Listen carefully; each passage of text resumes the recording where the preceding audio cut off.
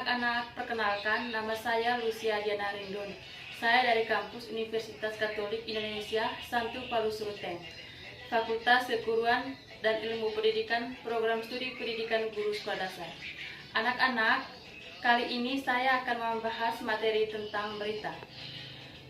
Tujuan pembelajaran kita yang pertama, melalui video ini, anak-anak bisa mengetahui pengertian berita.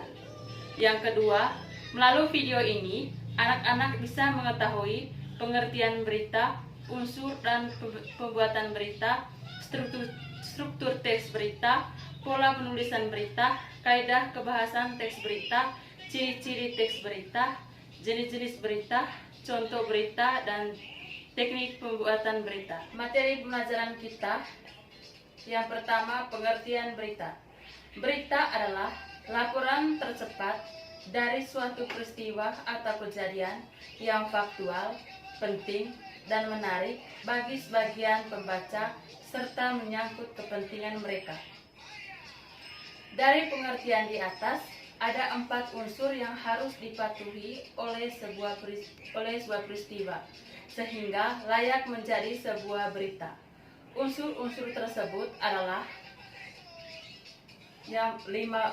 unsur-unsur tersebut yaitu 5W tambah 1H. Dalam proses pembelajaran memahami sebuah berita, tentunya kita harus memahami unsur-unsur yang terdapat dalam sebuah berita. Adapun unsur-unsur berita yang terdiri atas what yang artinya apa, who yang artinya siapa, where yang artinya di mana, when yang artinya kapan, why yang artinya mengapa, dan how yang artinya bagaimana. Berikut penjelasannya yang lebih lengkap dari unsur-unsur, yaitu yang pertama, what, yaitu suatu berita dikatakan baik jika memenuhi unsur what, yaitu berisi pernyataan yang dapat menjawab pertanyaan apa. Yang kedua, who, yang artinya suatu berita dikatakan baik jika memenuhi unsur who, yaitu disertai keterangan tentang orang-orang yang terlibat dalam peristiwa. Yang ketiga, when, yang artinya suatu berita dikatakan baik jika memenuhi unsur when, yaitu menyebutkan waktu kejadian peristiwa. Yang keempat, where, yang artinya suatu berita dikatakan baik jika memenuhi unsur where, yaitu berisi deskripsi lengkap tentang tempat kejadian. Yang kelima, why, yang artinya suatu berita dikatakan baik jika memenuhi unsur why, yaitu disertai alasan atau latar belakang terjadinya peristiwa.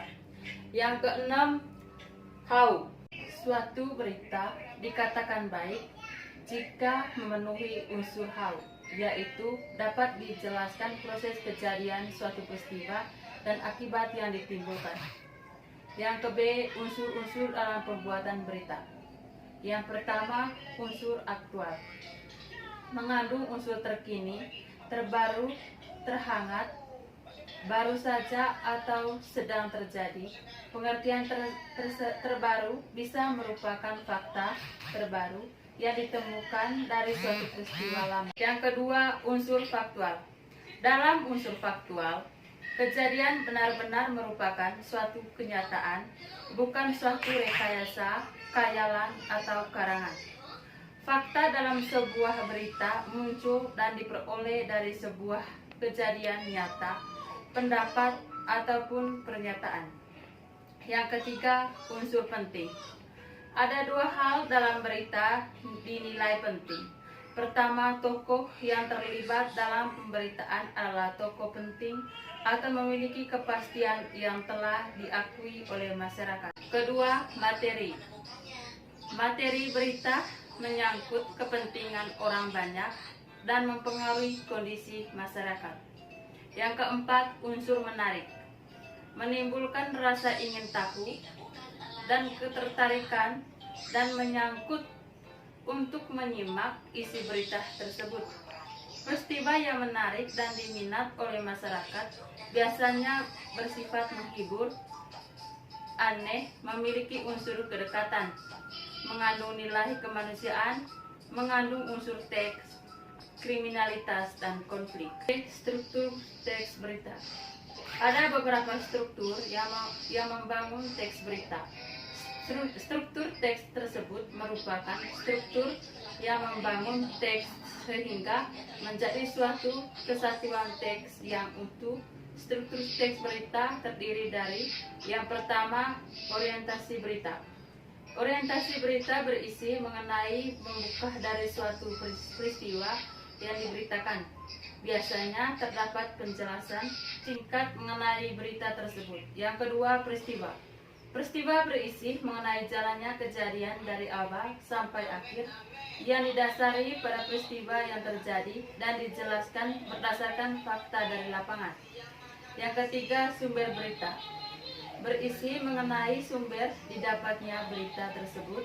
Biasanya berita yang ditambahkan sumber dituliskan pada media cetak seperti koran, tapi tidak jarang media elektronik juga menyatakan sumber berita terutama di internet.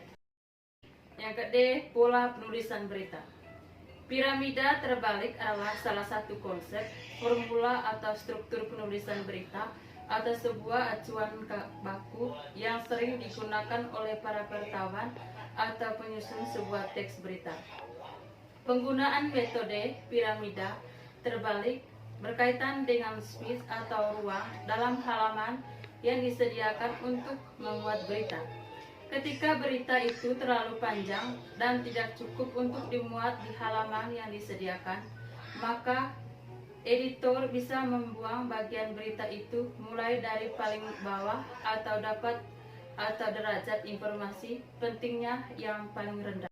Berikut ini merupakan struktur teks berita piramida terbalik, yakni yang pertama, lead atau prioritas utama penting. Bagian paling atas adalah lead atau kepala berita, merupakan puncaknya. Pada urutan paling puncak yang menempati derajat prioritas utama pentingnya informasi ini, wartawan harus menuliskan informasi utama. Setidaknya pada bagian ini, wartawan harus menjawab sebagian besar unsur 5W tambah 1H. Kenapa begitu? Jika pemotongan berita yang dilakukan editor karena keterbatasan halaman, berita ini masih memiliki arti dan layak sebagai sebuah berita. Yang kedua, leher berita. Bagian kedua dari atas adalah leher berita. Bagian ini adalah urutan yang sangat penting. Bagian ini disebut neck atau leher karena umumnya merupakan pelarian alur atau penyambung alur ide berita yang ada pada bagian leher berita atau kepala berita untuk ditujukan pada gagasan-gagasan yang tertuang pada bagian berikutnya yang menempati derajat prioritas lebih rendah. Yang ketiga, body. Berikutnya adalah bagian body. Umumnya merupakan penjabaran dari gagasan berita yang termasuk dalam lead dan leher berita. Penjabaran itu bisa merupakan jawaban why atau mengapa dan how. Yang keempat, body. Yang terkait adalah bagian body lanjutan. Bagian ini menunjukkan berbagai data yang tidak perlu, yang terlalu penting. Kaidah kebahasaan teks berita. Kaidah kebahasaan yang digunakan dalam teks berita adalah sebagai berikut. Yang pertama, verba transitif. Verba transitif merupakan verba yang dapat diubah ke bentuk pasif. Contoh, penjabat Kementerian Luar Negeri Tiongkok menuduh kapal-kapal asal Vietnam telah lebih dari 1.400 kali menabrak kapal-kapal Tiongkok di dekat lokasi anjungan pengoboran minyak yang kontroversial di Laut Tiongkok Selatan. Yang kedua, verba pewartaan. Verba pewarta adalah verba yang mengindikasikan suatu percakapan. Contoh, dalam tayangan televisi di Irian, Wakil Menteri Luar Negeri Irian Abbas Agranti mengatakan bahwa pertemuan di Genesis itu juga membahas saksi. 3. Adverba atau kata keterangan. Adverba adalah Kelas kata yang memberikan keterangan kepada kata lain. 4. Konjungsi temporal. Konjungsi temporal adalah kata hubung yang berhubungan dengan waktu. Contoh, kemudian, setelah, akhirnya. Yang kelima, kalimat langsung. Kalimat langsung adalah sebuah kalimat yang merupakan hasil kutipan langsung dari pembicaraan seorang yang sama seperti apa yang dikatakannya. 6. Kalimat tidak langsung. Kalimat tidak langsung adalah kalimat yang melaporkan atau memberitahukan perkataan orang lain dalam bentuk kalimat berita. Yang ketujuh, bahasa yang digunakan. Yang pertama, baku dan sederhana. Yang kedua, menarik. Yang ketiga, singkat, padat, dan lugas. Yang keempat, komunikatif. Yang kelima, netral atau objektif. F. Ciri-ciri teks berita. Teks berita mempunyai ciri-ciri yang membedakannya dengan jenis teks yang lain. Ada 7 ciri-ciri teks berita, yaitu yang pertama, menarik. Teks berita disajikan dengan judul yang menarik perhatian, sehingga orang akan tertarik untuk membaca teks berita tersebut. Judul berita harus mewakili seluruh isi berita. Yang kedua, terkini atau aktual. Suatu teks berita harus merupakan peristiwa yang masih hangat atau baru, sehingga masih ramai menjadi bicarakan oleh orang. Yang ketiga, dapat dipercaya.